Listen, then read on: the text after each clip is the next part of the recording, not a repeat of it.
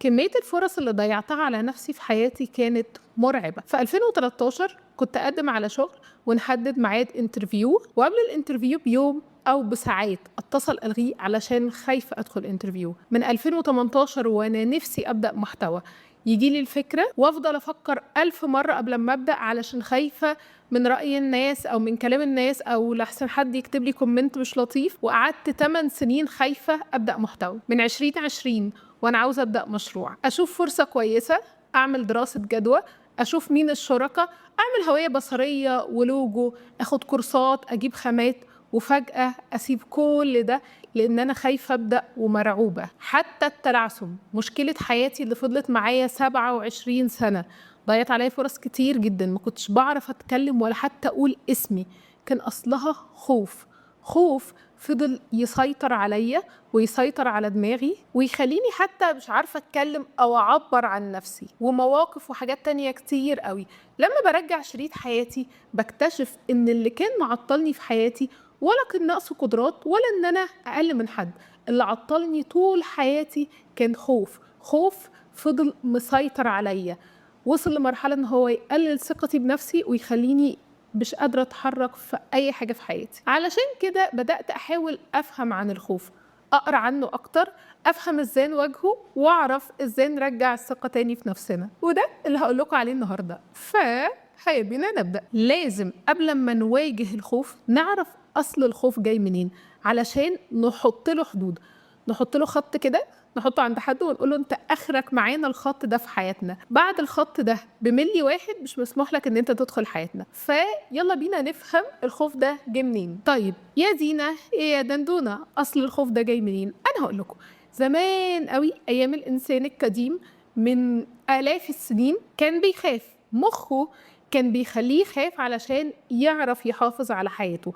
وخلينا متفقين ان هو كان لازم يخاف. ليه؟ لان كان في مخاطر حقيقية على حياته. خوفه من المفترسات، خوفه لحسن يقع من مكان عالي، خوفه من قلة الاكل او الشرب اللي ممكن توصل ان هو تخليه يموت، خوفه من هجوم اي قبيلة او جماعة تانية على قبيلته. كلها حاجات كانت فعلا بتهدد بقائه. حتى خوفه من رأي الناس اللي حواليه وعدم تقبلهم ليه، ده برضه كان طبيعي جدا وكان منطقي ان هو يخاف منه. مثلا لو عمل حاجة سببت رفض الناس اللي معاه في القبيلة او قال كلمة ما كانش المفروض تتقال، وقتها هيطرد من القبيلة.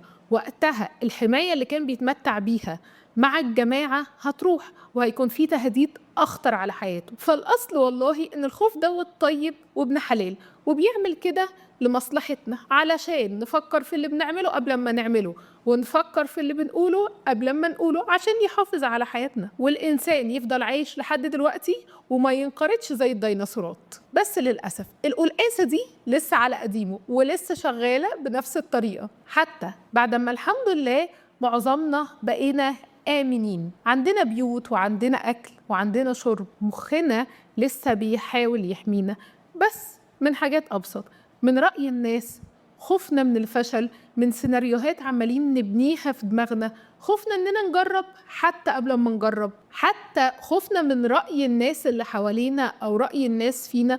ما عادش فيه تهديد على حياتنا زي زمان. يعني لو عملنا حاجة ما عجبتش حد أكيد مش هيطردنا من القبيلة ونعيش لوحدنا، فيجي أسد كبير سنانه محمية زي السيف يعضنا عضة كبيرة. عرفنا الخوف جاي منين، وإنه أصله طيب وابن حلال، وإنه بيعمل كده لمصلحتنا. فإحنا مش هنحاربه لأننا لحد دلوقتي مش نافع ما نخافش. إحنا هنضحك على مخنا، هنضحك على القلقاسة اللي هنا، هنخلي مخنا يتحرك وياخد أكشن حتى وهو خايف أو مش متأكد من النتيجة، طالما مفيش تهديد على حياته، تهديد جسدي بحقه حقيقي على حياته أو على حياة الناس اللي حواليه. لأن بصراحة أكبر مشكلة في الخوف مش في شعور الخوف في حد ذاته، أكبر مشكلة في الخوف إنه بيوقفنا، بيخلينا ما نعرفش نتحرك خطوة واحدة قدام في حياتنا، وحبة بحبة ثقتنا بنفسنا تبدأ تقل أو تروح. فإحنا عاوزين نرجع ثقتنا تاني بنفسنا، بس تبقى ثقة حقيقية، مش غرور، مش كلام فاضي، مش كلام بتاع اقفي بصي لنفسك في المراية وقولي أنا أقدر، أنتي تقدري. لأ، ثقة بحق وحقيقي. أنا جمعت الحاجات اللي عملتها في طريقة أو فريم وورك اسمها 4 تاء. 4 حاجات بيبتدوا بحرف التاء كلهم سهلين بس تأثيرهم خرافي. أول تاء معانا تاء تحقيق. أكتر حاجة ساعدتني إن خوفي يبدأ يقل ومعاها ثقتي بنفسي تبدأ تزيد هي إن أنا ابتديت أحقق إنجازات صغيرة، مش لازم تبقى حاجات كبيرة، مش لازم حاجة عملاقة، إنجاز صغير. طيب إيه تعريف الإنجاز الصغير؟ أي خطوة باخدها لقدام ضد خوفي ده يعتبر إنجاز، أيا كان إيه خوفك. بمعنى كل مرة أدخل فيها الانترفيو وأنا خايفة ومرعوبة وركبي كده بتخبط في بعضها من كتر الخوف، ده يعتبر إنجاز حتى لو ما عملتش كويس في الانترفيو ده، بس إن أنا خدت الخطوة وما وقفتش ده إنجاز. لما كنت بخاف أعمل بريزنتيشن قدام الناس، كل مرة أعمل بريزنتيشن حتى لو خايفة تاني، حتى لو البريزنتيشن مش أحسن حاجة، ده إنجاز.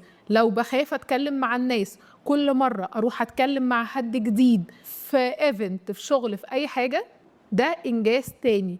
مش مهم التصرف اللي احنا بنعمله يكون صح أو يكون 100% أو يكون بيرفكت، أهم حاجة إن احنا عملناه وما وقفناش. طيب ليه إن أنا أعمل حاجة حتى لو كانت ضد خوفي ده يعتبر إنجاز؟ لأن المخ بيتعامل مع أي حاجة فيها عدم وضوح على إنها تهديد على حياته زي ما قلنا من شوية. بس أول ما بنعمل حاجة ضد خوفنا مخنا بيسجل إن الموقف ده أمان. دخلت الانترفيو حتى وانت خايف، مخك هيسجل إن الموقف ده أمان، فهيحاربك أقل المرة الجاية أو هيقاومك أقل.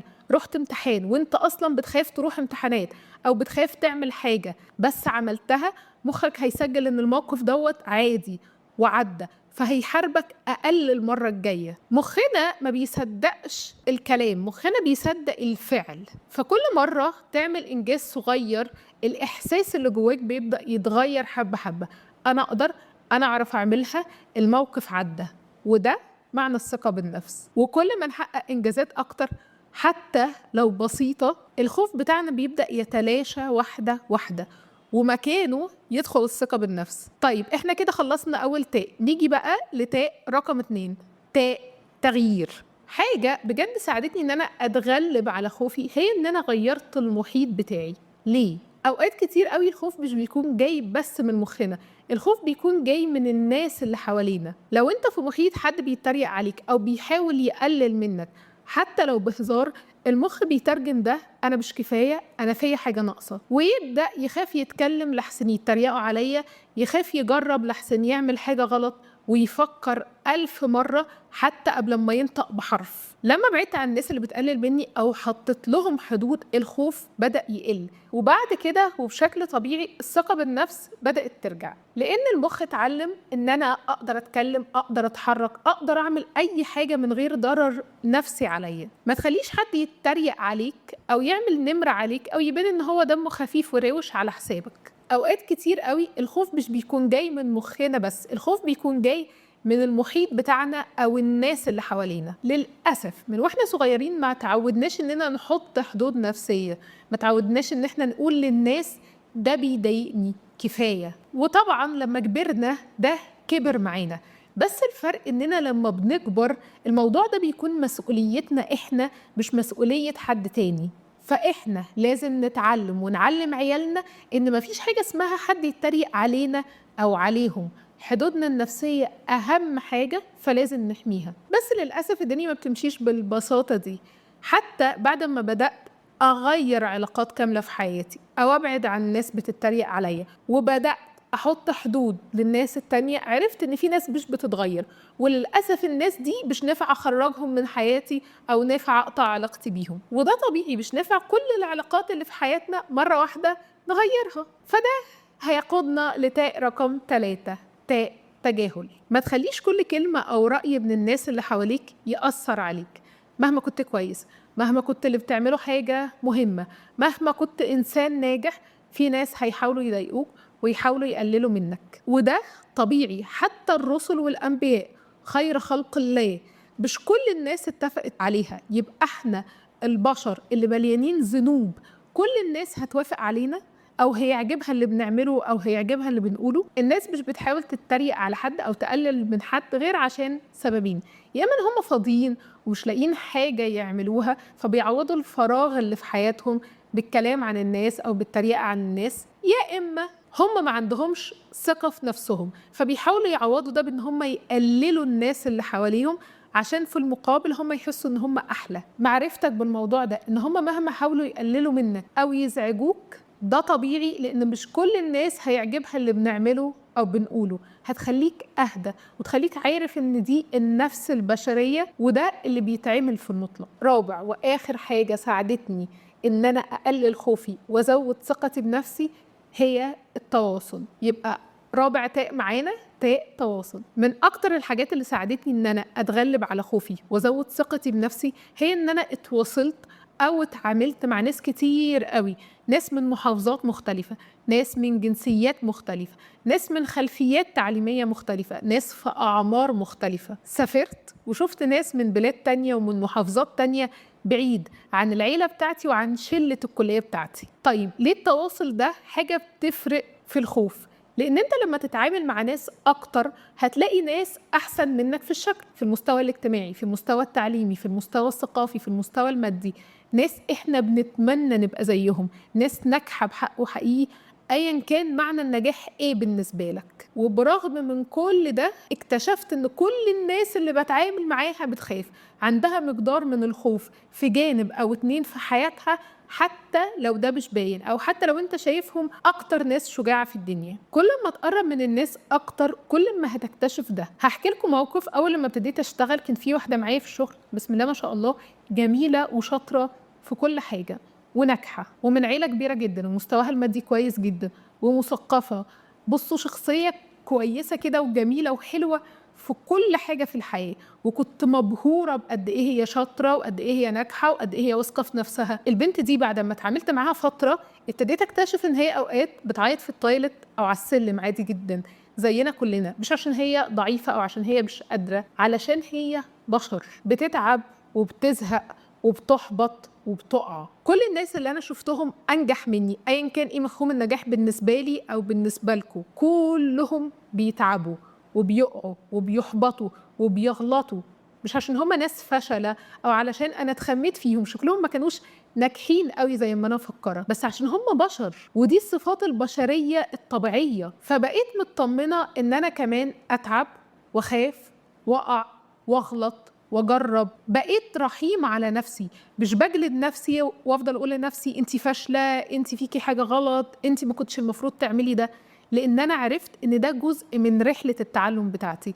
ان انا لازم اغلط واقع علشان اقوم واتعلم واكمل، وان انا لو ما عملتش ده، لو ما غلطتش ولو ما وقعتش ولو ما حصليش الحاجات اللي حصلت لي دلوقتي، ولا هتعلم ولا هتقدم ولا هروح لأي حتة في حياتي، وإن أنا زي الناس اللي أنا شايفاهم أنجح مني. على مدار 13 سنة بعد ما كنت بخاف أعمل انترفيو واتصل ألغيه قبل الانترفيو بيوم أو اتنين، عملت أكتر من 300 انترفيو ومع جنسيات كتير جدا من حوالين العالم. في الانترفيوز اللي كانت كويسة جدا وأديت فيها كويس جدا واتقبلت، والانترفيو اللي كانت في منتهى السوء، والانترفيوز اللي كانت سد خانة وانا اصلا اتقبلت في الشركة بس التيم ليدر بتاعي عاوز يدردش معايا شوية. قررت ان انا اصور محتوى وبطلت اخاف مهما كان الناس هتقول عليا ايه. الحمد لله حليت مشكلة التلعثم بعد 27 سنة. الحاجة الوحيدة المشتركة في كل الحاجات ديت ان انا عمري ما سمحت لخوفي انه يوقفني تاني عن اللي انا بعمله. بقيت بعمل الحاجة رغم خوفي، حتى لو بعملها وانا ركبي الاتنين بتخبط في بعض واسناني كده عمالة تعمل كده كده كده كده من كتر الخوف. الخوف يا جماعة شعور طبيعي جدا ومش لازم اننا نحاربه او نحاول نعطل الخوف في مخنا. المشكلة الوحيدة في الخوف لو زاد لدرجة ان هو يخلينا ما نقدرش نتحرك في حياتنا، وقتها لازم نتعلم ازاي نتحرك حتى واحنا خايفين. انا كده خلصت، بس عاوزة اقول لكم على 3 حاجات. رقم 1، الخوف بدأ في الأصل علشان يحمي حياتنا، بس بقينا دلوقتي بنخاف من صورتنا قدام الناس، بنخاف نجرب لحسن نفشل فبنفشل. فبلاش تخلي أي خوف يوقفك أو يمنعك تعيش حياتك بالطريقة اللي تستحقها. 2، الثقة بالنفس مش حاجة بنكتسبها من الناس اللي حوالينا، خصوصا لما بنكبر، فبلاش تستنى حاجة تحصل أو موقف يحصل عشان يخلي عندك ثقة بنفسك. ابدأ من جوه. رقم 3 وآخر حاجة، في سنين ذهبية في عمرنا بنبقى لسه ولا اتجوزنا ولا خلفنا ولا اشتغلنا ولا عندنا أي مسؤوليات تقيدنا. فبلاش تضيعوا السنين الذهبية ديت في التردد والخوف، لأن السنين ديت لو راحت ما بترجعش تاني. لو وصلتوا لحد هنا يبقى عجبكم الفيديو، لايك وشير وسبسكرايب، واشوفكم في فيديو جديد يا حلوين. باي.